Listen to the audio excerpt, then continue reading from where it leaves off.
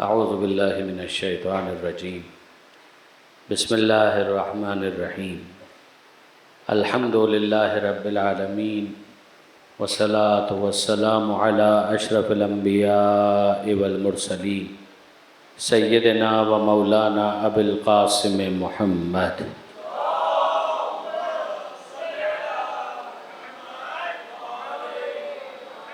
وأہل بیتہ الطیبین الطاہرین المعصومین المظلومین المنتجبین المنتخبین المیامین لا سیما للامام المنتظر والحجة الثانی عشر الذین اذهب اللہ عنہم الرجس وطہرہم تطہیرا۔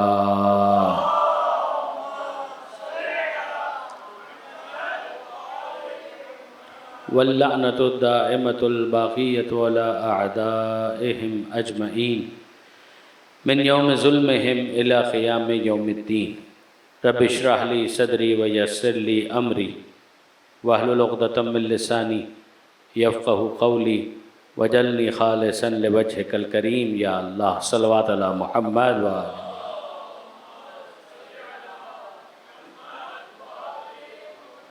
اما بعد فقد قال اللہ سبحانہ وتعالی فی القرآن الحکیم بسم اللہ الرحمن الرحیم قل اللہم مالک الملک تؤتی الملک من تشاء وتنزع الملک ممن تشاء وتعز من تشاء وتذل من تشاء بیدک الخیر۔ صلوات علی محمد وآل محمد۔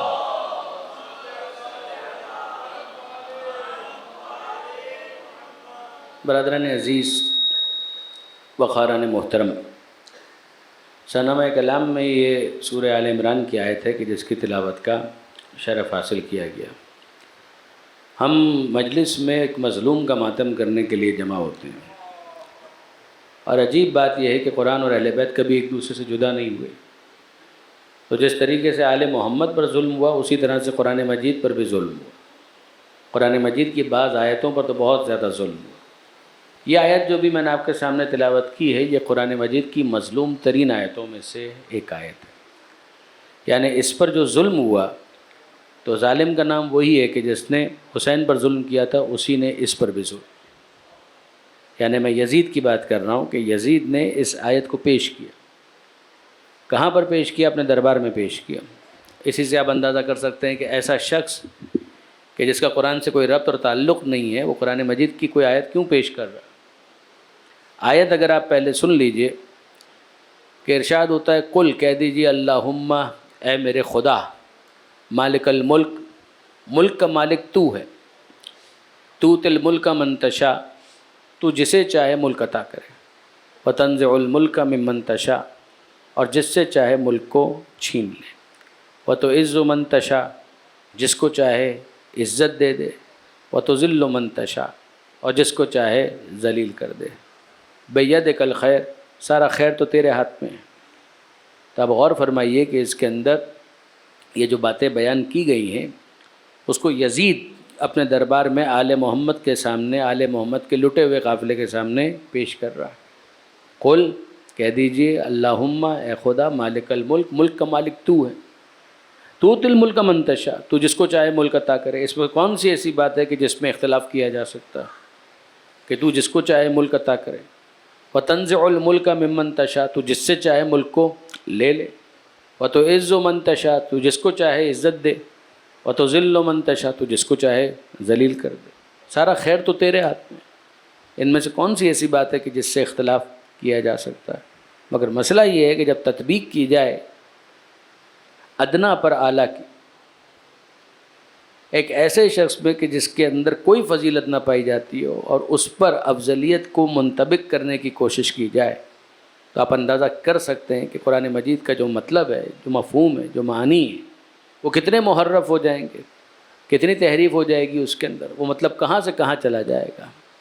یعنی قضیہ یہ ہے کہ آپ ذرا غور فرمائیے کہ یزید پہلے یہ اعلان کرتا ہے کہ لعبت ہاشم بالملک فلا خبر جاء ولا وحی نزل، کہ یہ سارا اقتدار کا ڈھونگ تھا، کوئی وحی نازل نہیں ہوئی، کوئی قرآن نہیں ہے، کوئی فرشتہ نہیں اترا۔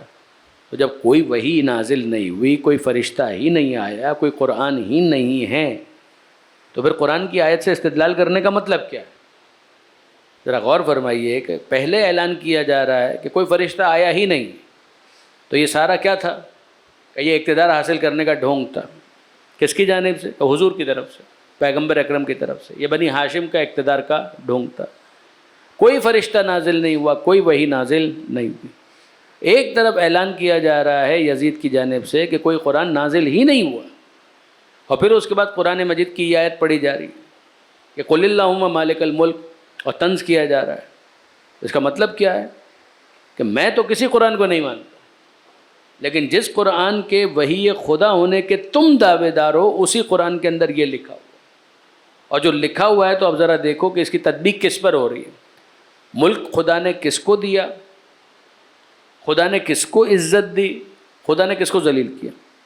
تو اب ظاہر سی بات ہے کہ جو اس کا مطمع نظر ہے وہ یہ ہے کہ اگرچہ میں تمہاری اس کتاب کو نہیں مانتا، مگر وہ کتاب کہ جس کے تم وارث ہونے کے دعوے دار ہو، کہ جس کی وحی کے دعوے دار ہو، کہ مصطفیٰ پر یہ وحی نازل ہوئی، اس میں یہ لکھا ہوا ہے کہ خدا جس کو چاہے ملک عطا کرے تو مجھے عطا کیا، خدا جس کو چاہے محروم کر دے تو تم کو محروم کر دیا. تو عز و من تشاء، خدا جس کو چاہے عزت عطا کرے. تو دیکھ لو کہ عزت تو مجھے ملی، تخت پر تو میں ہوں، لشکر میرا ہے، عسکر میرا ہے، نظم و نسق مملکت کا یہ میرا منظم ہے ہر جگہ پر. تو ہر جگہ میری شاہی ہے، میری بادشاہی ہے، میرے خدام ہیں، میرے غلام ہیں، میری کنیزیں ہیں، رنگین دسترخوان میرا ہے، سب کچھ تو میرا ہے. تو عز و من تشاء، تو جس کو چاہے عزت عطا کرے تو خدا نے مجھے عزت دی.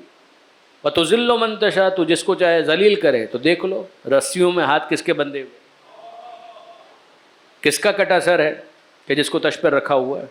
تو دیکھ لو کہ خدا نے کس کو ذلیل کیا. آپ نے غور فرمایا؟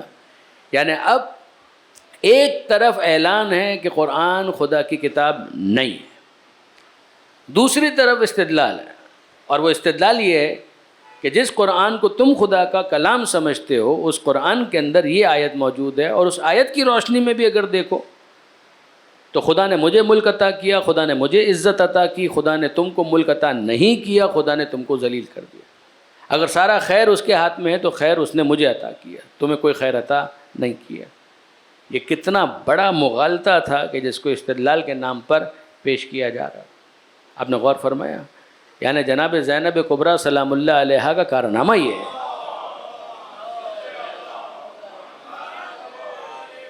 کہ جناب زینب نے اس موقع پر آیتوں سے استدلال کرتے ہوئے تفسیری خطبہ ارشاد فرمایا. وہ خطبہ تفسیری تھا، تفصیلی نہیں تھا. جناب زینب نے ایک مختصر خطبہ ارشاد فرمایا، مگر یقین جانیے کہ تفسیری شان کے ساتھ اس خطبے کو جناب زینب نے بیان فرمایا. اصولی طور پر اگر آپ غور کریں کہ جو بات یزید کہہ رہا ہے، اگر واقعاً اس کا مطلب یہی ہے کہ جو یزید نے سمجھا اور سمجھانے کی کوشش کی اور جس طرح سے اس نے طنز کرنے کی کوشش کی، تو اس کا مطلب یہ ہے کہ یہ دنیا بہت آئیڈیل جگہ ہے، کہ اس کے اندر کچھ غلط ہوتا ہی نہیں. اس دنیا کے اندر کچھ غلط ہوتا ہی نہیں، کسی قیامت کی ضرورت ہی نہیں ہے. کہ قیامت کی ضرورت کب ہوگی؟ جب دنیا کے اندر کچھ غلط ہو. دنیا میں کوئی ظلم ہوتا ہی نہیں، نہ کوئی ظالم ہوتا ہے، نہ کوئی مظلوم ہوتا ہے. یہاں پر نہ کوئی غاصب ہوتا ہے، نہ کسی کا حق غصب کیا جاتا ہے. اس دنیا کے اندر نہ کوئی چور ہوتا ہے، نہ کوئی ڈاکو ہوتا ہے. اس دنیا کے اندر کچھ بھی غلط نہیں ہوتا. نہ کسی کی غیبت کی جاتی ہے، نہ کسی کو گالی دی جاتی ہے، نہ کسی پہ تہمت لگائی جاتی ہے، نہ کسی پر الزام تراشی کی جاتی ہے، نہ کوئی فالس ایکیوزیشن ہوتا ہے. کچھ بھی نہیں ہوتا، سب ٹھیک ہو رہا ہے. اس دنیا کے اندر کچھ غلط نہیں ہوتا. تو آپ سب کہیں گے کہ نہیں جناب، اس کو تو کوئی بھی قبول نہیں کرے گا کہ اس دنیا کے اندر سب ٹھیک ہو رہا ہے. اگر سب ٹھیک ہو رہا ہے تو قیامت کا انتظار کس بات پر؟ کہ اس دن ظالم سے بدلہ لیا جائے گا، اس دن پروردگار عالم فیصلہ کرے گا، اس دن پروردگار عدل کرے گا، اس دن پروردگار انصاف کرے گا. اس دن اگر یہ سب کچھ ہونا ہے تو اس کا مطلب یہ ہے کہ اس دن بہت کچھ غلط ہو رہا ہے، کہ جس کو اس دن کے عدل و انصاف کے ذریعے سے کمپنسیٹ کیا جائے گا، پیسیفائی کیا جائے گا، نیوٹرلائز کیا جائے گا. یہ اسی صورت میں ہو سکتا ہے کہ جب ہم یہ مانیں کہ ہاں اس دنیا کے اندر بہت کچھ غلط ہو رہا ہے. بہت سے ایسے ہیں کہ جو ناحق قتل کر کے قاتل بن گئے، مقتول تو اس دنیا سے چلا گیا. بہت سے ایسے ہیں کہ جو غاصب بن گئے، جن کا حق غصب کر لیا گیا، وہ تو اس دنیا سے چلے گئے، ان کو تو کوئی انصاف نہیں ملا. بہت سے ایسے ہیں جو ظلم کر کے ظالم بن کر اس دنیا سے چلے گئے، اور مظلوم کا حساب اس دنیا میں بے باک نہیں ہو پایا، یعنی یہ نہیں ہو پایا کہ اس کا حق اس کو مل پاتا، جس کے لیے ضروری ہے کہ میدان قیامت کہ جہاں پر پروردگار عالم بالآخر انصاف کر دے، وہاں پر پروردگار عالم عدل و میزان کی روشنی میں جو حقدار ہے اس کا حق اس کو واپس کرے۔ اگر یہ مان لیا جائے تب معاملہ الگ ہے، لیکن اگر اسی کو قبول نہ کیا جائے تو اس کا مطلب یہ ہے کہ دنیا میں سب ٹھیک ہو رہا ہے، پھر اس کا مطلب یہ ہے کہ کوئی شہید نہیں ہوتا، اس کا مطلب یہ ہے کہ اس دنیا کے اندر کوئی شہید نہیں ہوتا، اس دنیا کے اندر جو شہید ہو گئے وہ اس دنیا سے ذلیل چلے گئے، نعوذ باللہ من ذالک، اس لیے کہ اس دنیا میں کوئی شہید نہیں ہوتا۔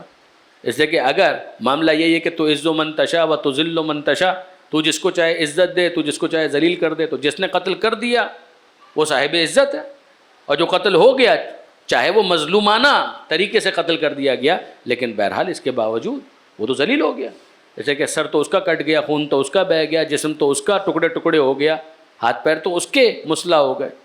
تو آپ انصاف سے مجھے بتائیے کہ اگر یہی عزت اور ذلت کا پیمانہ ہے پھر تو اس کا مطلب یہ ہے کہ کوئی شہید ہوتا ہی نہیں ہے۔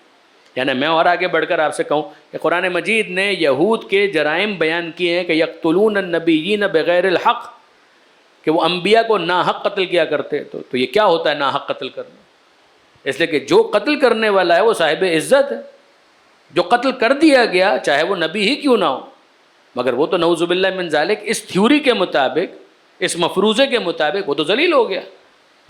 آپ نے غور فرمایا؟ یعنی آپ اس کی تطبیق کریں اور مثال کے طور پر اس میں رکھیں جناب زکریا علیہ السلام، آرے سے ان کو 2 ٹکڑے کر دیا گیا،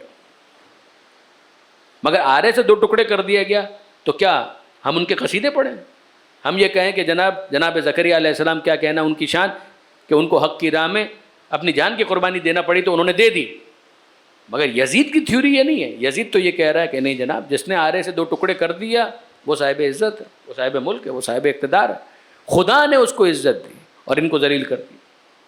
یحییٰ علیہ السلام جن کا سر کاٹ کر ان کی مظلومانہ شہادت کے بعد ان کا سر کاٹ کر ایک زن بدکار کے پاس بھیج دیا گیا، تو ہم ان کو مظلوم کہیں، ان کو ظالم کہیں، یا ہم یہ کہیں کہ جنہوں نے یحییٰ علیہ السلام کو قتل کیا وہ صاحبان عزت تھے، وہ بہت عزت والے تھے، اس لیے کہ انہوں نے بالآخر یحییٰ علیہ السلام کو قتل کر دیا، اور یحییٰ علیہ السلام ان کا تو سر کٹ گیا، جو سر کٹ گیا تو اس کا مطلب وہ ذلیل ہو گئے۔ یہ کون سی تھیوری ہے؟ اس کا مطلب تو یہ ہے کہ اسلام اور قرآن کا پورا جو مفاد تھا اس کو پامال کر دیا، اس کو بالکل ختم کر دیا گیا۔ آپ نے غور فرمایا؟ یہ بالکل ایک ایسی تھیوری کہ جس کے نتیجے میں عزت اور ذلت کا مانوی مفہوم مسخ ہو کر رہ جاتا، اس کے اندر کچھ باقی نہیں بچتا۔ آگے میں آپ کی خدمت میں ایک اور مثال رکھتا ہوں کہ مجھے ایک بات بتائیے کہ ایک شخص ہے جو غریب ہے، حلال کماتا ہے، بمشکل اپنا پیٹ بھرتا ہے، اپنے بیوی بچوں کا پیٹ پالتا ہے، مزدور ہے، مزدوری کرتا ہے مگر حلال کماتا ہے، روکھی سوکھی کھاتا ہے، اور اس کے بعد پھر رات کو اینٹ کو تکیہ بنا کر سو جاتا ہے۔ اس کے مقابلے میں ایک وہ شخص ہے جس نے حرام سے بہت مال بنایا، بڑا ولا محل تعمیر کر لیا، ایئر کنڈیشن بھی اس کے پاس ہے، واچ مین بھی اس کے پاس ہے، خدمت کرنے کے لیے نوکر بھی اس کے پاس ہے، یہ سب اس کے پاس ہے، کمایا سب اس نے حرام سے۔ جب سب اس نے حرام سے کمایا ہے تو ولا کے اندر ہے، تو ولا میں ہونے کی وجہ سے یزید کی تھیوری ہے کہ یہ بہت صاحب عزت ہے، اور وہ مزدور چونکہ وہ اینٹ کو تکیہ بنا کر فٹ پاتھ پر سونے پر مجبور ہے، لہٰذا وہ بہت ذلیل ہے، اور اس کو ذلیل کس نے کیا ہے؟ کہ خدا نے ذلیل کیا، اور اس کو عزت کس نے دی ہے؟ کہ اس کو عزت خدا نے دی ہے۔ یہ حرام سے اگر بنگلہ بنا لے تو خدا نے اس کو عزت دی، اور وہ حلال سے اگر اینٹ کو تکیہ بنا کر سو رہا ہے تو خدا نے اس کو ذلیل کیا۔ کیا واقعاً یہ اسلام کا مطمع نظر ہے؟ اگر یہی اسلام کا پورا مفاد ہے تو برادران عزیز وعلی الاسلام السلام، پھر ایسے اسلام کو دور سے سلام، پھر انا للہ و انا الیہ راجعون۔ آپ غور فرمائیے گا کہ یزید نے عزت اور ذلت کی کیا تشریح کی، کہ جو فیس پر ہے، جو ظاہر ہے، ایک مزدور ہے، اس کا سر پسینے سے شرابور ہے، اس کا پورا جسم، اس کی پیشانی سے پسینے کے قطرے ٹپک رہے ہیں، اس کے جسم سے گرد و غبار کی وجہ سے بدبو آ رہی، تاکہ یہ ذلیل ہو گیا۔ اور وہ کہ جس نے بہترین پرفیوم لگایا ہوا ہے، بہترین خوشبو لگائی ہوئی ہے، حرام سے، حلال سے لگائے تو اسلام کو کوئی اعتراض نہیں، لیکن حرام سے اگر اس نے لگائی تو یزید کی نظر میں یہ پھر بھی صاحب عزت ہے، اور صرف اتنا نہیں کہ وہ صاحب عزت ہے، بلکہ اس کی نظر میں یہ عزت اس کو خدا نے دی اور اس کو خدا نے ذلیل کر دیا۔ نہ، یہ وہ کانسیپٹ نہیں ہے کہ جو اسلام پیش کرتا ہے۔ اسلام کی نظر میں عزت اور ذلت کا یہ مفہوم نہیں۔ اسلام تو یہ کہتا ہے کہ ابراہیم صاحب عزت ہیں چاہے نمرود تخت پر ہی کیوں نہ بیٹھا ہو۔ اسلام تو یہ کہتا ہے کہ موسیٰ صاحب عزت ہے چاہے تخت پر فرعون بیٹھا ہو۔ اسلام یہ کہتا ہے کہ بنی اسرائیل کے بچوں کو قتل کرنے کے بعد وہ بچے مظلوم ہیں، لیکن یہ فرعون یہ ظالم ہونے کے ساتھ خدا کی نظر میں ذلیل ہے، کہ اس کا ملک کا خدا کا دیا ہوا نہیں۔ ایک ہے خدا کا دیا ہوا ہونا، ایک ہے کسی بندے کا ناحق قبضہ کر لینا۔ ناحق قبضہ کبھی خدائی عطا کی دلیل نہیں ہوتی، خدائی امداد یا خدائی بخشش یا خدائی ہدیے کی دلیل نہیں ہوتی کہ یہ تم نے قبضہ کیا ہے۔ چور کو چوری کرنے کے بعد کوئی حق نہیں ہے کہ وہ کہے ھذا من فضل ربی، کہ یہ میرے رب کا فضل ہے۔ جوئے کا کاروبار کرنے والے کو کوئی حق نہیں ہے کہ وہ کہے کہ ذالک فضل اللہ یؤتیہ من یشاء، یہ اللہ کا فضل ہے جس کو چاہے خدا عطا کرے۔ یہ فضل ہے پروردگار کا جو تم کو عطا کیا۔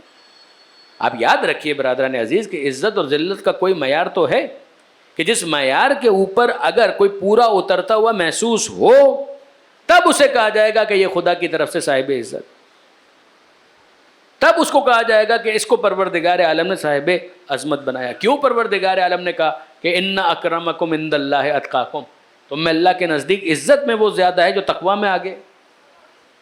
اگر تقویٰ میں آگے ہونا عزت کا معیار ہے تو پھر تو یقیناً ایک انسان کو بہت کچھ کمپرومائز کرنا پڑے گا اس دنیا کے اندر رہتے ہوئے۔ بہت سا حرام ایسا ہوگا کہ جس سے اس کو ہاتھ اٹھانا پڑے گا۔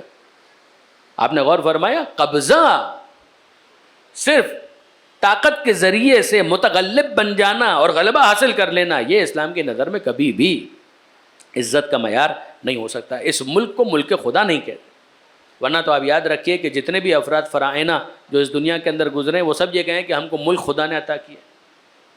نمرود ہے وہ کہے کہ مجھے ملک خدا نے عطا کیا۔ جتنے بھی ہیں وہ سب کے سب یہ کہتے چلے جائیں کیا ان کو خدا نے ملک عطا کیا ہے؟ وہ اپنے جبر و استبداد کے لیے یہ جسٹیفیکیشن پیش کریں کہ تؤتی الملک من تشاء وتنزع الملک ممن تشاء۔ نہیں، اسلام یہ کہتا ہے کہ غلط۔ حق ابراہیم کا ہے چاہے نمرود تخت پر نظر آئے، ملک اسی کا ہے، خدا نے تو اس کو دیا۔ نمرود اگر خدائی استحقاق کو سمجھ لے تو دستبردار ہونا پڑے گا اسے ابراہیم کے حق میں، فرعون کو دستبردار ہونا پڑے گا موسیٰ علیہ السلام کے حق میں، تب تو ٹھیک ہے، ورنہ خدا نے اس کو عطا نہیں کیا، یہ اس نے اپنے قبضے میں ضرور لیا، اور ناجائز قبضہ کبھی حقانیت کی دلیل نہیں ہوتا۔ اگر یہ بات میں واضح کر پایا تو اب اس کے بعد جناب زینب سلام اللہ علیہ کا خطبہ جو شروع ہوتا ہے دربار یزید کے اندر، اس میں جناب زینب سلام اللہ علیہ بعد از حمد و ثناء پروردگار و درود بر محمد و آل محمد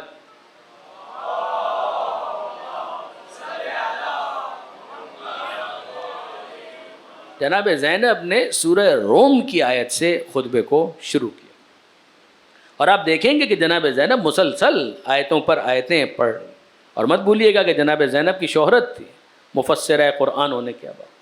شہر کوفہ کے اندر تو جناب زینب باقاعدہ تفسیر قرآن کے جلسے منعقد کیا کرتی تھی، کوفے کی عورتیں آیا کرتی تھی جناب زینب کے سامنے زانو تلمس طے کیا کرتی تھی۔ شام والوں کو نہیں معلوم تھا، شام والوں کے لیے واقعاً یہ نیا معاملہ تھا، ان کو پتہ بھی نہیں تھا۔ اور آپ جانتے ہیں کہ دربار کے اندر ڈگنیٹریز موجود، یزید کے وزراء موجود ہیں، سفراء موجود ہیں، سفیر موجود ہے، روم کا سفیر بھی موجود ہے، مختلف مسالک اور مذاہب کے علماء موجود ہیں، اور ان کے درمیان پہلے یزید نے اعلان کیا کہ کوئی کتاب خدا کی نازل ہی نہیں ہوئی، پھر اس کے بعد اس آیت سے ایک باطل مغالطہ دینے کی کوشش کی۔ اور اب جناب زینب پہلی جو آیت پڑھتی ہیں وہ کیا ہے کہ ثم کان عاقبۃ الذین اساءوا السوء ان کذبوا بآیات اللہ وکانوا بہا یستہزئون۔ پھر اس کے بعد ثم کان عاقبہ، عاقبہ کا مطلب ہے انجام، انجام عاقبۃ الذین اساءوا، برا کرنے والوں کا انجام کیا ہوا؟ السوء، برا ہوا، برا کرنے والوں کا انجام برا ہوا۔ کوئی ضروری نہیں ہے کہ چور چوری کرے اور فوراً ہی اس کے اوپر عذاب نازل ہو جائے، ڈاکو ڈاکہ ڈالے اور فوراً ہی اس کے اوپر عذاب نازل ہو جائے، کوئی آج جھوٹ بولے اور جھوٹ بولتے ہی اس کے اوپر عذاب نازل ہو جائے، یہ کوئی ضروری نہیں ہے۔ کہ اس دنیا کے اندر جو پروردگار عالم کا نظام جو چل رہا ہے وہ یہی ہے کہ خدا مہلت دیتا ہے، انجام کار کہ جب مہلت تمام ہوئی تو اب اس کے بعد پروردگار عالم کی طرف سے جب گرفت ہوتی ہے تو وہ گرفت پھر بہت سخت ہے، ان بطش ربک لشدید، تمہارے رب کی پکڑ پھر بڑی شدید۔ ثم کان عاقبۃ الذین اساءوا السوء، پھر ان کا انجام کہ جنہوں نے برا کیا ان کا انجام برا ہوا۔ انہوں نے کیا برا کیا تھا؟ ان کذبوا بآیات اللہ، انہوں نے اللہ کی آیات کو جھٹلایا تھا، اللہ کی نشانیوں کو جھٹلایا تھا۔ وَكَانُوا بِهَا يَسْتَهْزِئُونَ، اور وہ اس کا مذاق اڑا رہے تھے، وہ اس کا استہزاء کر رہے تھے۔ اب آپ ذرا سا اس کو لنک کیجئے، برا کرنے والوں کا انجام برا ہوا۔ انہوں نے کیا برا کیا تھا؟ انہوں نے اللہ کی نشانیوں کو جھٹلایا تھا۔ تھوڑی دیر پہلے یزید نے اللہ کی آیتوں کا انکار کر دیا، وَكَانُوا بِهَا يَسْتَهْزِئُونَ، اور وہ اس کا مذاق اڑا رہے تھے۔ سب سے بڑی نشانی تھی خود حسین مظلوم کا سر، کہ دندان حسین کے ساتھ، لبھائے امام حسین کے ساتھ جو گستاخی کی جا رہی تھی، جناب زینب اشارہ کا کانو بہا یستہزئون، اور وہ اس کا مذاق اڑا رہے تھے۔ تو جناب زینب نے پہلی چیز جو واضح کی وہ یہ کہ یاد رکھنا کہ اصل معیار انجام ہے، کہ اختتام کیا ہوتا ہے۔ اگر آپ صرف اور صرف اس ظاہر کے اوپر رک گئے اور دنیا ہی کو فیصلہ کن سمجھ لیا تو یقین جانیے علی کا یہ جملہ کبھی سمجھ میں نہیں آ سکتا کہ فزت برب الکعبہ، کہ رب کعبہ کی قسم میں کامیاب ہو گیا میں رب کعبہ کی قسم۔ کیا مطلب؟ کہ مولا سر تو آپ کا شگافتہ ہے، خون تو آپ کا بہہ رہا ہے، داڑھی تو آپ کے سر کے خون سے خضاب ہو گئی، اس دنیا سے تو آپ جا رہے ہیں۔ کہا کہ ہاں، مگر پھر سن لو فزت برب الکعبہ، رب کعبہ کی قسم میں کامیاب ہو گیا۔ صرف ایکسکلوسیولی دنیا کا ایپیسوڈ اپنے پیش نظر مت رکھو، دنیا کے ساتھ آخرت کو بھی مد نظر رکھو، تب تم کو سمجھ میں آئے گا کہ کامیاب کون ہے، ناکام کون ہے۔ کہ بالآخر سب نے خدا کی بارگاہ میں جانا تو ہے۔ یہاں جناب زینب کا یہ استدلال، اور اس کے ساتھ جناب زینب کہہ رہی اے یزید، اگر تو دیکھ رہا ہے کہ ہمیں اسیر کر کے مختلف جگہوں پر پھرایا جا رہا ہے دیار بدیار، تو اپنے امور مملکت کو منظم دیکھ رہا ہے، تو کیا تو یہ سمجھتا ہے کہ خدا کی نظر میں تو صاحب عزت ہو گیا، اور خدا نہ کرے خدا نے ہم کو ذلیل کر دیا؟ نعوذ باللہ من ذالک، قطعاً ایسا نہیں۔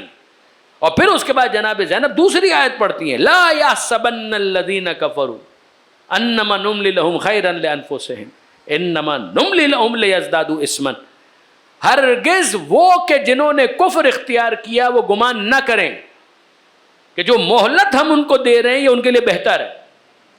اس مہلت میں اگر وہ عیاشی کر رہے ہیں تو یہ نہ سمجھے کہ یہ مہلت ان کے لیے بہتر ہے، کہ بھئی مزے آ گئے، ہم تو اقتدار انجوائے کر رہے ہیں، ہم تو بہت صاحب عزت ہو گئے۔ لا یحسبن الذین کفروا، گمان بھی نہ کریں، خیال بھی نہ آنے پائے کسی کے دل و دماغ کے اندر کہ جو ہم ان کو مہلت دے رہے ہیں، نملی ہم مہلت دے رہے ہیں، املا مہلت کے لیے استعمال ہونے والا لفظ ہے، نملی جو ہم ان کو مہلت دے رہے ہیں، خیرن یہ ان کے لیے بہتر ہے، لانفسہم ہرگز نہیں، انما نملی لہم لیزدادوا اثما، ہم مہلت دے رہے ہیں کہ مہلت پوری ہوتے ہوتے یہ جتنے اور گناہ کرنے کر لیں، پھر اس کے بعد لہم عذاب مہین، پھر ان کے لیے رسوا کن عذاب ہوگا، تب ان کو پتا چلے گا عزت کس کے لیے ہے اور ذلت کس کے لیے ہے۔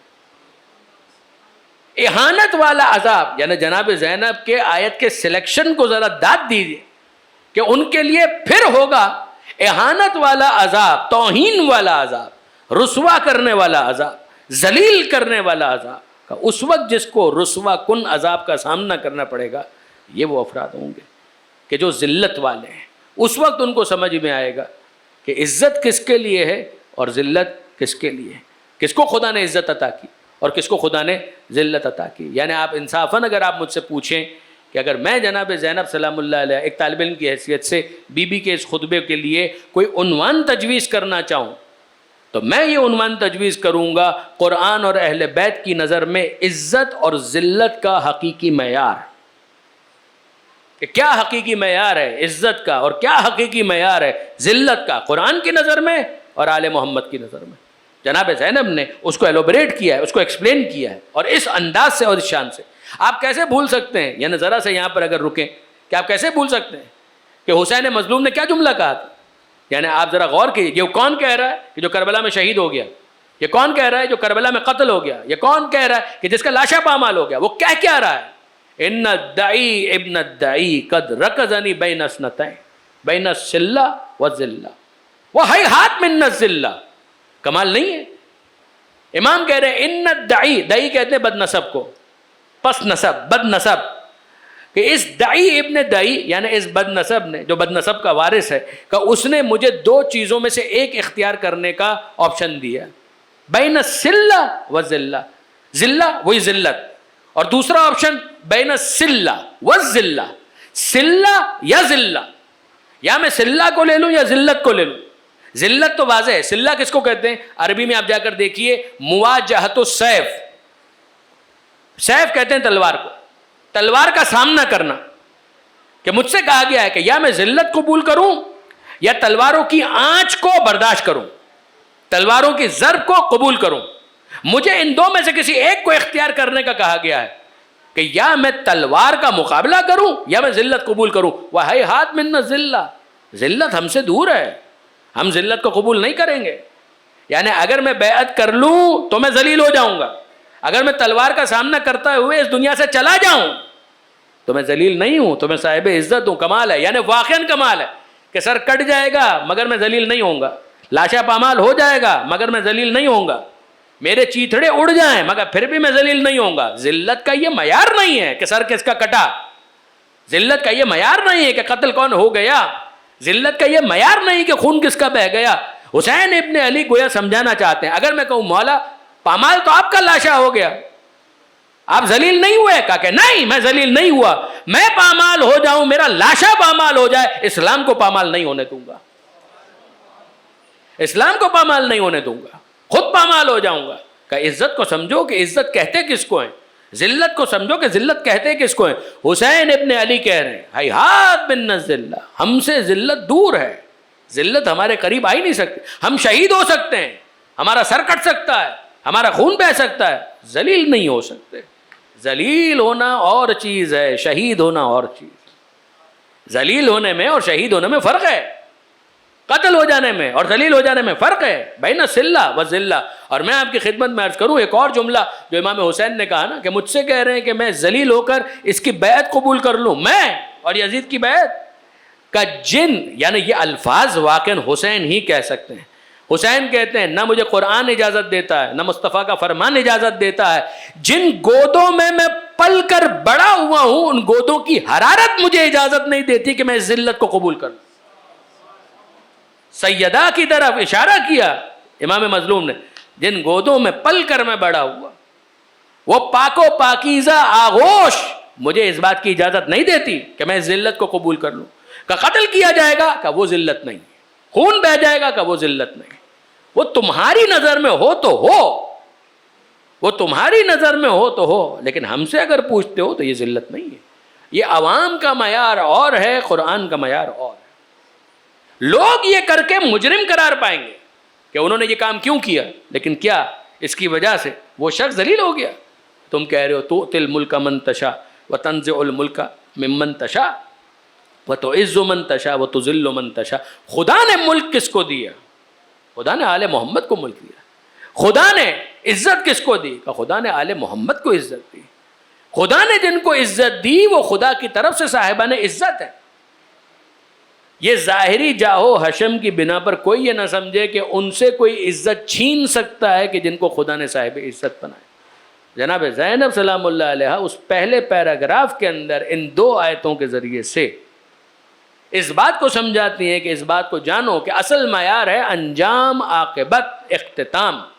کہ اس اختتام کے حوالے سے ذہن میں رکھو کہ جنہوں نے برا کیا ان کا انجام برا ہوا.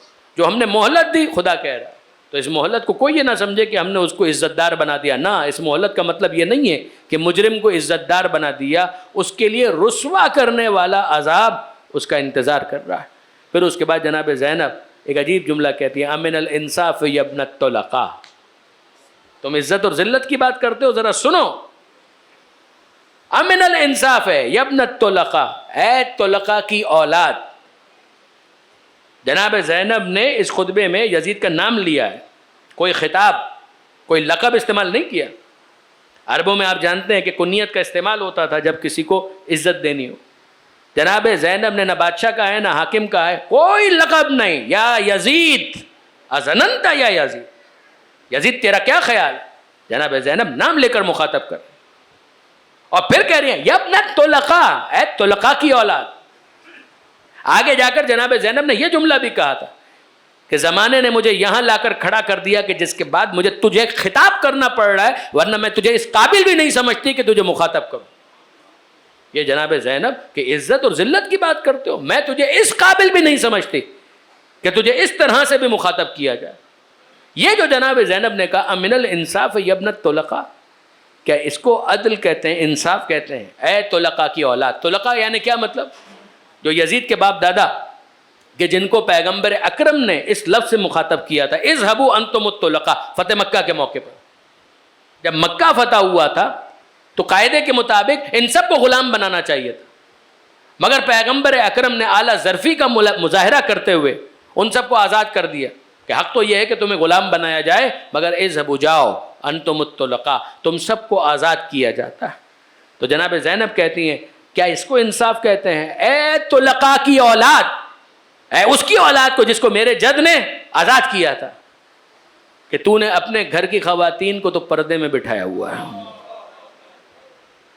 اور مصطفیٰ کی بیٹیوں کو بے مکنا و چادر کے بے پردہ کر کے دیار بدیار پھرایا گیا، شہر شہر پھرایا گیا، اس طرح سے کہ ہر ایک کی نظریں ان کے چہروں کی طرف جا رہی ہیں. شریف، کمینہ، بلند، پست، ہر شخص ان کو دیکھ رہا ہے ان کی بے پردگی کر کے. کیا اس کو انصاف کہا جاتا ہے؟ اور پھر اس کے بعد جناب زینب فرماتی ہاں مگر وہ کہ جن کا گوشت ہمارے خون سے رویدہ ہوا ہے، کہ جن کے نشو و نما ہوئی ہے ہمارے بغض اور عناد اور نفرت کے ساتھ، ان سے اس کے سوا توقع بھی کیا کی جا سکتی ہے؟ جگر خارا کے بیٹے سے اس کے سوا کیا توقع کی جا سکتی ہے؟ عاقلۃ الاقباط، یہ آپ جانتے ہیں کہ جنگ احد میں جو جناب حمزہ کے کلیجے کے ساتھ ہوا تھا، جس کے بعد کسی کو کہا گیا تھا عاقلۃ الاقباط، جگر خارا، کہ اس کی اولاد سے اس کے سوا کیا توقع کی جا سکتی ہے کہ وہ یہی انداز اختیار کرے.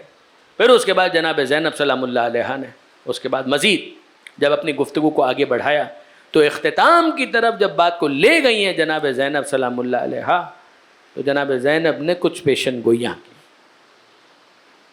اس خطبے کے اختتام پر جناب زینب نے کچھ پیشن گوئیاں کی. ان پیشن گوئیوں کے اندر ایک پیشن گوئی کیا ہے؟ کمال کی پیشن گوئی ہے. جناب زینب کہتی ہیں اے یزید تجھے جو کرنا ہے کر گزر، اتنا تو کر چکا، اور بھی تجھے جو کرنا ہے تو کر گزر، مگر سن واللہ ہے، علی کی بیٹی خدا کو گواہ کر کے کہتی ہے لا تمہو ذکرنا، تو کچھ بھی کر لے ہمارے ذکر کو مٹا نہیں سکتا، تو ہمارے ذکر کو ختم نہیں کر سکتا.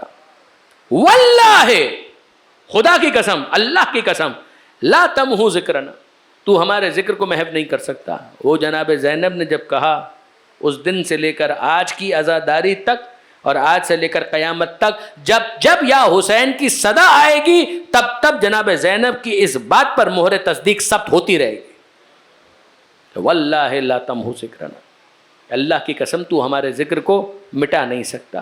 دیکھیں برادران عزیز، آپ میں سے بہت سے اربعین کی تیاریاں کر رہے ہیں، کربلا جانے کے حوالے سے اللہ سب کو نصیب کرے. دیکھیں ظاہر ہے کہ ایک مرتبہ مجھے بھی یہ سعادت حاصل ہوئی کہ اربعین کے لیے میں بھی کربلا پہنچا تھا. تو نجف سے لے کر جو کربلا تک مشی ہوتی ہے، پیادہ روی واک، وہ ہم نے بھی کی، اور اس دوران عجیب ایک کیفیت ہے کہ شاید جس کو لفظوں کے اندر بیان نہیں کیا جا سکتا، یعنی یہ بالکل حقیقت ہے. ظاہر ہے کہ ہر سال میں محروم رہتا ہوں جس طرح کہ مجالس کی مصروفیات ہوتی ہیں، لیکن یہ کہ بہرحال ایک مرتبہ خاص میں گیا اسی لیے تھا کہ اربعین کی زیارت بھی ہو جائے اور یہ سعادت بھی حاصل ہو جائے. تو مجھے یاد ہے کہ ایک جملہ میرے ذہن میں آیا اور میں نے کہا بھی، اور آپ لوگ سنتے بھی رہتے ہوں گے مختلف خطبہ سے، ذاکرین سے، کہ جب میں نے اس سفر کے دوران جب نجف سے ہم روانہ ہوئے کربلا جا رہے تھے تو مختلف مواقع جو اہتمام کرتے ہیں کہ زائرین کے لیے غذاؤں کا انتظام، شربت کا انتظام، چائے کا انتظام، تو ایک جملہ زبان پر آیا تھا. میں نے ایک جملہ کہا تھا، وہ آپ کی خدمت میں ہدیہ کرتا ہوں کہ یہ سارا انتظام کس کے لیے؟ کہ زائرین کے لیے. کیوں؟ تاکہ یہ بھوکے نہ رہ جائیں. کیوں؟ تاکہ یہ پیاسے نہ رہ جائیں، کہ یہ سب صدقہ ہے اس بھوکے کا کہ جس کو بھوکا شہید کر دیا گیا، یہ سب صدقہ ہے اس حسین کا کہ جس کو پیاسا شہید کر دیا، یہ اتنا استراحت کا، آرام کا انتظام ہے اس کے صدقے میں کہ جس کو آرام کا موقع نہیں ملا، وہ مسلسل سفر کے تکان کو برداشت کرتا رہا، وہ مسلسل بھوک کا سامنا کرتا، وہ مسلسل پیاس کا سامنا کرتا، مگر اس کی وجہ سے آج سب کے لیے یہ اہتمام کیا گیا۔ مجھے یاد ہے کہیں میں نے کسی خطیب سے سنا تھا، اور بہت خوبصورت یہ بھی جملہ تھا، ایک بڑھیا تھی، یہ صدام کا زمانہ، کہ اس زمانے میں وہ بڑھیا بیچاری حرم امام حسین کی مجاور ہو گئی تھی، جس کو کہیں پناہ نہیں ملتی وہ حسین کے دربار میں پناہ تلاش کرتا، تو وہ بیچاری وہاں پر تنہا اکیلی رہا کرتی تھی۔ تو کسی نے اس کو دیکھا تو کہا تم کب سے یہاں پر ہو؟ کہا سالوں بیت گئے۔ تو کہا پھر کھاتی کہاں سے ہو، پیتی کہاں سے ہو؟ تو اس نے ایک جملہ کہا تھا، واقعاً یہ عشق کا جملہ ہے، اس کو کوئی دوسرا نام نہیں دیا جا سکتا۔ اس نے جملہ یہ کہا تھا کہ پتر، یعنی وہ تھی پنجاب کی، کہ پتر یہ جو ہے نا بھوکا اس دنیا سے چلا گیا، اب کسی اور کو بھوکا رہنے نہیں دیتا، بیٹا یہ اس دنیا سے بھوکا پیاسا چلا گیا، یہ اب اپنے زائروں کو بھوکا پیاسا رہنے نہیں دیتا۔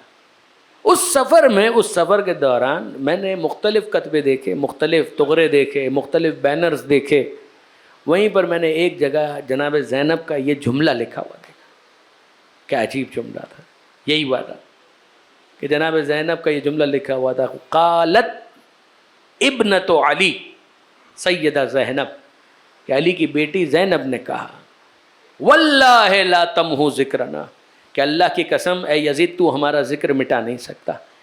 وہ کربلا جانے والے زائرین کا ہجوم اور جناب زینب کی یہ پیشن گوئی، کتنی سچی پیشن گوئی، کتنی صحیح پیشن گوئی جو جناب زینب نے کی تھی، کہ اللہ کی قسم تو ہمارا ذکر مٹا نہیں سکتا۔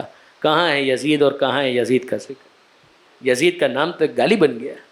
جناب زینب نے 3 جملے خاص طور پر کہے۔ نمبر 1، خدا کی قسم تو ہمارا ذکر مٹا نہیں سکتا۔ نمبر 2، جو داغ تیرے دامن پر لگ گیا ہے وہ مٹ نہیں سکتا، ہمارا ذکر نہیں مٹ سکتا۔ نمبر 2، جو داغ تیرے دامن پر لگ گیا ہے وہ اب ختم ہونے والا نہیں ہے، تو قیامت تک کے لیے رسوا ہو گیا۔ تو عزت اور ذلت کی بات کرتا ہے، جو ذلت تجھے ملنے والی ہے اور جو مل چکی ہے اب وہ ختم ہونے والی نہیں ہے۔ اور تیسری بات جو جناب زینب نے کی کہ وہ یہ کہ تو ہماری وحی کو ختم نہیں کر سکتا، جو وحی نازل ہوئی تھی مصطفیٰ کے دل پر، جس کو قرآن کہتے ہیں، کہ ہم ہیں اس قرآن کے وارث۔ تو کہہ رہا ہے لعبت ہاشم بالملک، کہ یہ کچھ نہیں تھا، سب ڈھونگ تھا، کوئی وحی نازل نہیں ہوئی۔ میں خدا کو گواہ کر کے کہتی ہوں، نہ تو ہمارا ذکر مٹا سکتا ہے، نہ تو ذلت سے بچ سکتا ہے، اور نہ ہی ہمارے جد پر نازل ہونے والی وحی کو ختم کر سکتا ہے۔ یہ قرآن بھی ہمیشہ باقی رہے گا۔ یہ جناب زینب نے دربار میں بتایا، حسین نے نیزے کی نوک پر اپنے سر سے تلاوت قرآن کر کے بتلایا۔ یاد رکھنا قرآن مجید کو کوئی ختم نہیں کر سکتا۔ آل محمد کی قربانیاں اس لیے کہ مصطفیٰ کے نام کو زندہ رکھیں، آل محمد کو زندہ رکھیں، قرآن کو زندہ رکھیں، اور زندہ رکھا۔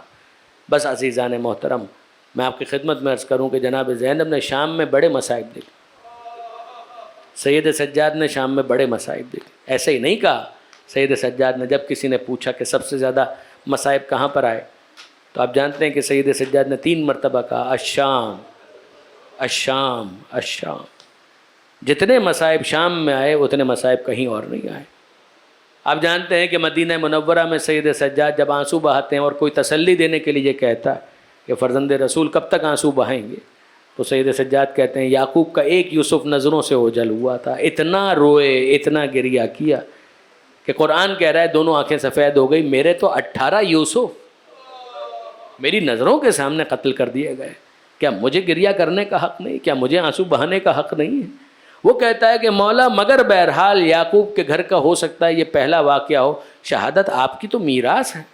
تو سید سجاد کو پھر شام یاد آ گیا اور کہنے لگے کہ ہاں مگر تو نے انصاف نہیں کیا، شہادت تو ہماری میراث ہے، مگر کیا یہ بھی ہماری میراث ہے کہ ہمارے گھر کی خواتین کو بے مخ نہ ہو چادر، بازاروں اور درباروں کے اندر لے جایا جائے اور منادی ندا دے رہا ہو تماشا دیکھنے والوں تماشا دیکھو، یہ علی اور زہرا کی بیٹیاں ہیں، یہ مصطفیٰ کی بیٹیاں ہیں، یہ ان کے گھر کی خواتین ہیں کہ جن کا تماشا کیا جا رہا ہے؟ کہ یہ بھی میرا نصیب ہے، کہ یہ بھی میرا مرثا ہے، کہ یہ بھی میری میراث ہے؟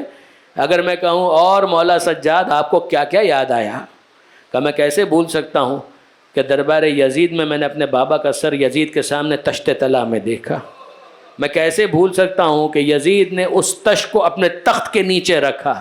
میں کیسے بھول سکتا ہوں کہ یزید جام شراب پیتا جا رہا ہے اور ہمارا استہزاء کرتا جا رہا ہے. میں کیسے بھول سکتا ہوں کہ بابا کے لبوں کے ساتھ اسی دربار کے اندر یزید نے چھڑی مار مار کر گستاخی کرنے کی کوشش. میں کیسے بھول سکتا ہوں کہ یہ سب میں کیسے بھول سکتا ہوں؟ اور اگر میں پوچھوں مولا کچھ اور بھی ہے کہ جو آپ کو یاد آتا ہے، کہیں گے کہ میں اپنی چھوٹی بہن سکینہ کو کیسے بھول سکتا ہوں، کہ میں سکینہ کو کیسے بھول سکتا ہوں؟ وہی سکینہ کہ جو بابا کے سینے پر سونے کی عادی تھی، وہی سکینہ کہ جو ذوالجناح کے پچھلے پیروں سے لپٹ کر فریاد کر رہی تھی، اے ذوالجناح میرے بابا کو مقتل میں نہ لے جا. صبح سے جو گیا وہ پلٹ کر واپس نہیں آیا. وہی سکینہ کہ جس نے یہ کہا تھا نیند آئے گی جب آپ کی بو پاؤں گی بابا، میں رات کو مقتل میں چلی آؤں گی بابا. وہی سکینہ کہ جو شام غریبہ میں بابا کا سینہ ڈھونڈتے ہوئے بابا کے زخمی سینے تک پہنچ گئی، اور جس کو جناب زینب نے بیدار کیا اور کہا چلو سکینہ کوئی اس طرح جنگل میں نہیں سوتا. تو سکینہ نے کہا تھا پھپھی اماں میرے بابا بھی تو یہیں پر سو رہے ہیں. وہی سکینہ کہ جس کو جب شام غریبہ میں کسی موقع پر جام آب دیا گیا تو وہ کہتی ہے پھپھی اماں پیاسی تو آپ بھی ہیں، مجھے کیوں پانی دیا جا رہا؟ تو یہی جواب ملا تھا نا، جو سب سے چھوٹا ہو اس کو سب سے پہلے پانی دیا جاتا ہے. سکینہ سن کر معصومیت سے مقتل میں جانے لگی کہ میرا بھیا علی اصغر مجھ سے بھی چھوٹا ہے. یہ وہی سکینہ ہے کہ جو زندان شام میں جب زندان کی چھت نہیں تھی آسمان کی طرف دیکھتی ہے اور پرندوں کو اپنے گھونسلوں کی طرف جاتے ہوئے دیکھتی ہے تو سجاد سے پوچھتی ہے بھیا یہ پرندے کہاں جا رہے ہیں؟ سید سجاد کہتے ہیں بہن سکینہ شام کا وقت ہو گیا، پرندے اپنے اپنے گھروں کو جا رہے ہیں. تو بچی حسرت کے ساتھ کہتی تھی بھیا وہ دن کب آئے گا جب ہم اپنے گھروں کو واپس جائیں گے؟ اور سید سجاد علم امامت کی روشنی میں بتائیں بھی تو کیا بتائیں، سکینہ سب کو جانا نصیب ہوگا مگر تجھے جانا نصیب نہیں ہوگا. اب تجھے اسی زندان کے اندر قیامت تک کے لیے رہنا ہے. اور عزیزوں وہ رات آ گئی جب بچی اپنے باپ کو روتے ہوئے فریاد کر رہی تھی. جب خواب میں اس نے اپنے بابا کو دیکھا، ریاض القدس ریاض الاحزان کی روایت کہ جناب سکینہ نے کہا ارے میرے بابا کہاں ہیں؟ ابھی میں نے دیکھا میرے بابا کا سر یزید کے سامنے تھا اور وہ چھڑی سے گستاخی کر رہا، میرا بابا کہاں ہے؟ میرا بابا کہاں ہے؟ جب بی بی کی آواز بلند ہوئی، صدا بلند ہوئی اور یزید کہتا ہے کہ کیا آج آدھی رات کے بعد بھی مجھے سونا نصیب نہیں ہوگا؟ کہ جاؤ جا کر اس کو چپ کراؤ. غلام ہاتھ جوڑ لیتے ہیں اے یزید اس کو ہم چپ نہیں کرا سکتے. کہ کیوں چپ نہیں کرا سکتے؟ کہ ہم کیسے چپ کرائیں؟ اگر ہم تماچے مارتے ہیں تو یہ اور فریاد کرتی ہے بھیا علی اکبر تو نہ رہا تو تیری بہن کو تماچے مارے جا رہے ہیں. جب تازیانے مارتے ہیں تو کہتی ہے چچا عباس مدد کو آؤ کہ تیری بھتیجی کو تازیانے مارے جا رہے ہیں. ہم اسے چپ نہیں کرا سکتے. اے یزید یہ ہم سے چپ ہونے والی نہیں ہے. اور یزید پوچھتا ہے پھر کیسے خاموش کروایا جائے؟ کہ آج بابا کے سر کی طلبگار ہے، اس کے باپ کا سر بھجوا دے شاید یہ خاموش ہو جائے. اور جب یزید نے کہا لے جاؤ اس کے باپ کے سر کو لے جاؤ، بچی کے بابا کا سر ایک تشت میں رکھ کر رومال سے ڈھک کر جب لے جایا گیا تو عبارت یہ ہے کہ جب زندان میں یہ تشت لایا گیا تو بچی سمجھی کہ شاید مجھے بہلانے کے لیے کھانا دیا جا رہا ہے. تو بچی نے کہا میں نے کھانا نہیں مانگا، میں نے بابا کا سر مانگا ہے. جناب زینب نے منہ پھیر کر پہلے گریہ کیا، پھر کہا اے سکینہ یہ کھانا نہیں ہے، یہ بابا کا سر ہے. جب تش پر سے رومال کو ہٹایا گیا اور سب نے دیکھا ارے حسین کا سر، بیویاں کھڑی ہو گئیں اور سب نے زیارت پڑھی السلام علیکہ یا ابا عبداللہ، السلام علیکہ یا ابن رسول اللہ. اور اب سکینہ آگے بڑھی اور آگے بڑھ کر بابا کا سر اپنی گود میں لیا اور جھک کر بابا کو بوسہ دیا. علماء کہتے ہیں منظر بدل گیا. پہلے جب کبھی حسین گھر میں آتے تھے جھک کر بیٹی کو بوسہ دیتے تھے، آج بیٹی جھک کر بابا کو بوسہ دے رہی ہے. اور پھر اس کے بعد جناب سکینہ نے بیان کرنا شروع کیے اے بابا آپ کے بعد آپ کو معلوم ہے میرے ساتھ کیا ہوا؟ مجھے تماچے مارے گئے. بابا میرے گوشوارے چھینے گئے. اے بابا ذرا دیکھیے سجاد کی کیا حالت ہے, بھیا کی کیا کیفیت ہے. اے بابا ذرا دیکھیے بیویوں کے سروں پر چادریں نہیں ہیں. اور یہ سب فریاد کرتے کرتے جناب سکینہ نے کہا بابا میں تو اپنی کہی جا رہی ہوں, تو مجھ سے زیادہ زخمی ہے. من ذا الذی خضبک بیدک, اے بابا کس نے تجھے تیری خون سے تیری داڑھی کو خضاب کیا. من ذا الذی قطع وریدک, بابا کس نے تیرے گلے پر خنجر چلایا. اگلا جملہ آپ سنیں گے, سکینہ کہتی ہیں اے بابا کاش تیری جگہ میں خنجر کے نیچے آ جاتی, تیرا سر کاٹ کر یوں نو کے نیزہ پر دیار بدیار نہ پھرایا جاتا. اور پھر اس کے بعد اچانک سکینہ کی آواز تھم گئی, بچی کا سر ڈھلک گیا. بابا کے سر پر سکینہ نے اپنا سر رکھ دیا. جناب زینب پریشان اور مضطرب, اے بیٹا سجاد بہن کی خبر لو, یہ بچی خاموش کیسے ہو گئی. اور آپ جناب سید سجاد آگے بڑھ کر سکینہ کی نفس ٹٹولتے ہیں اور ایک جملہ کہہ کر سکینہ کی شہادت کا اعلان کر دیتے ہیں, اِنَّا لِلَّهِ وَإِنَّا إِلَيْهِ رَاجِعُونَ. اے پھوپھی جان, سکینہ ہمیں چھوڑ کر اپنے بابا کے پاس چلی گئی. اللہ لعنت اللہ علی الظالمین وسیعلم الذین ظلموا أَيَّ مُنْقَلَبٍ يَنْقَلِبُونَ. ماتم حسین.